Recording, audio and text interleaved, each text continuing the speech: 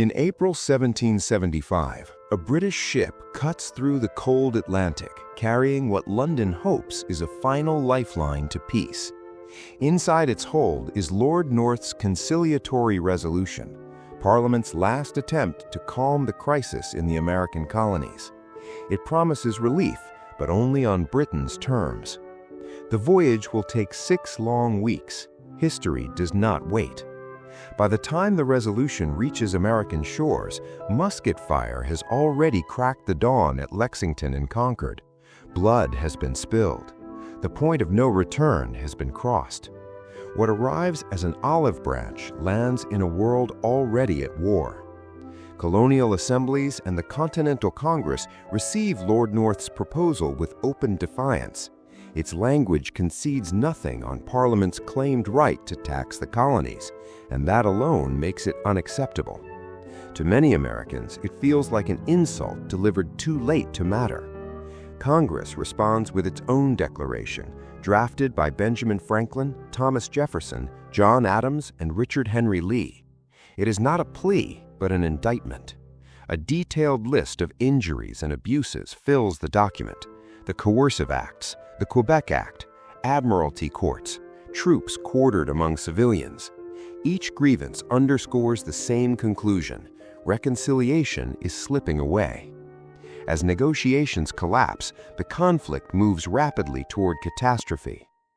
By June 1775, the main British force in North America is concentrated in Boston. General Thomas Gage commands roughly 6,000 regular soldiers, professional troops of the most powerful empire on earth. Yet they are trapped. Surrounding the city are nearly 15,000 New England militiamen. These citizen soldiers lack discipline, uniforms, and ammunition, but they are motivated, confident, and increasingly bold. Before George Washington arrives to take overall command, leadership of the militia falls to Artemus Ward, a 47-year-old officer in poor health and with limited battlefield experience. Even so, under his direction, the Americans fortify the high ground overlooking the Charlestown Peninsula. From these heights, cannon could threaten British ships in Boston Harbor itself. Gage knows he cannot allow that. To break the siege and restore British authority, the heights must be taken. For the British, this operation promises more than tactical advantage. It is a chance to erase the humiliation of their retreat from Concord and to prove a larger point. As General Burgoyne argues, it will show that trained troops remain invincible no matter the numbers or the position of undisciplined colonial fighters. Gage orders Major General William Howe to lead a frontal assault on Breed's Hill with about 2,500 men. The attack is supported by naval gunfire, floating mortar batteries, and cannon positioned on Copp's Hill across the water. On paper, the plan is overwhelming. In reality, it is a disaster. The American militia wait behind earthworks, rail fences, and improvised fortifications. They hold their fire until the British are dangerously close. Then the hillside erupts. Musket volleys tear into the red-coated ranks at point-blank range. Howe orders a second assault. It fails just as badly as the first. British soldiers fall by the hundreds. Some units lose half their men.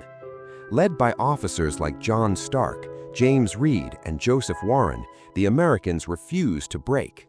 But their ammunition is running out. Command and control begin to collapse in the smoke and chaos. Reinforcements gather uselessly on nearby Bunker Hill, confused and leaderless as the battle reaches its climax. Howe launches a third assault. This time, British bayonets do what bullets could not. The militia finally give way. When the Redcoats storm the redoubt, the fury is savage. A British lieutenant later writes that the ground streamed with blood, strewn with dead and dying men.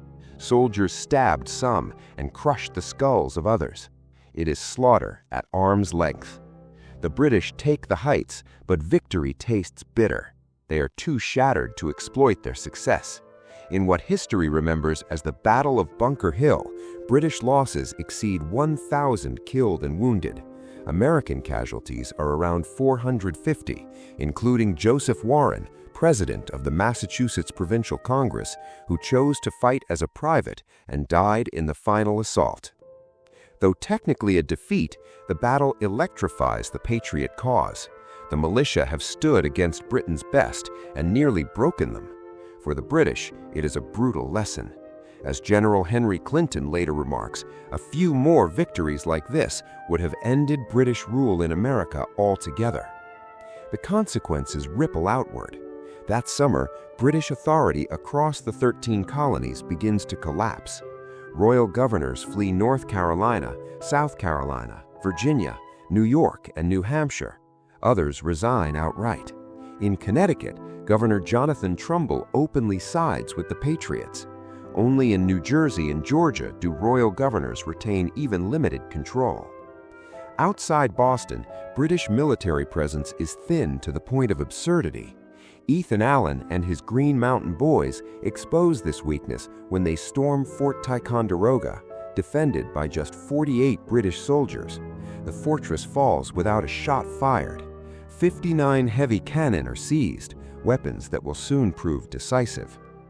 Despite the drift toward war, moderates on both sides still search for peace. John Dickinson of Pennsylvania warns that the colonies are too divided to survive alone. He predicts chaos, jealousy, and endless wars ending in conquest by some future tyrant. Others cling to the belief that King George III is sympathetic, misled by corrupt ministers. At Dickinson's urging, the Second Continental Congress sends one last petition to the king in July 1775. They declare their desire to restore harmony, insisting they have taken up arms only in self-defense. It becomes known as the Olive Branch Petition. It arrives too late. News of Bunker Hill reaches London first, carried by wounded soldiers and grim reports. In August, George III declares the colonies to be in open rebellion. The empire prepares for war.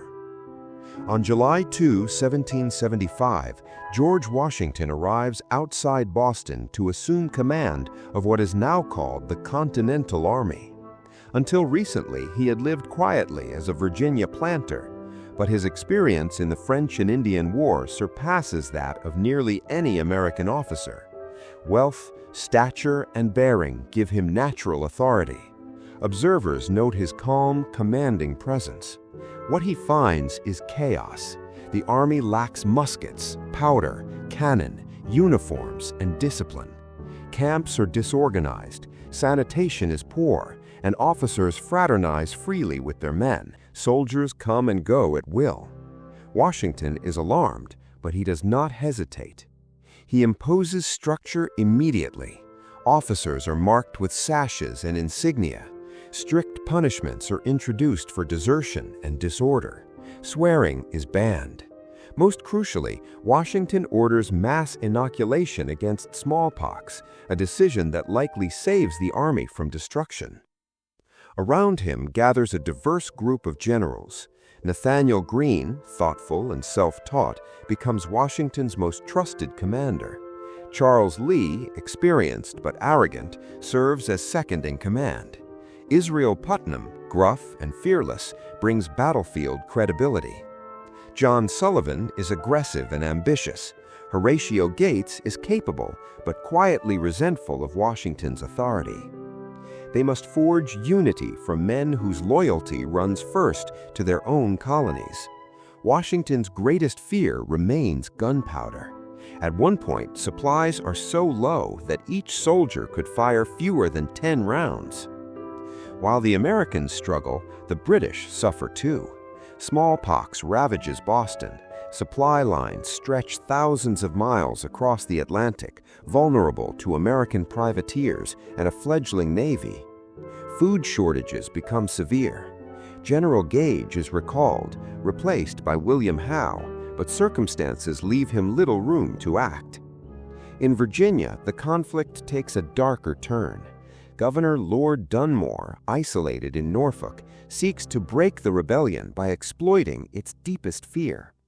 In November 1775, he issues a proclamation offering freedom to enslaved people who join the British cause.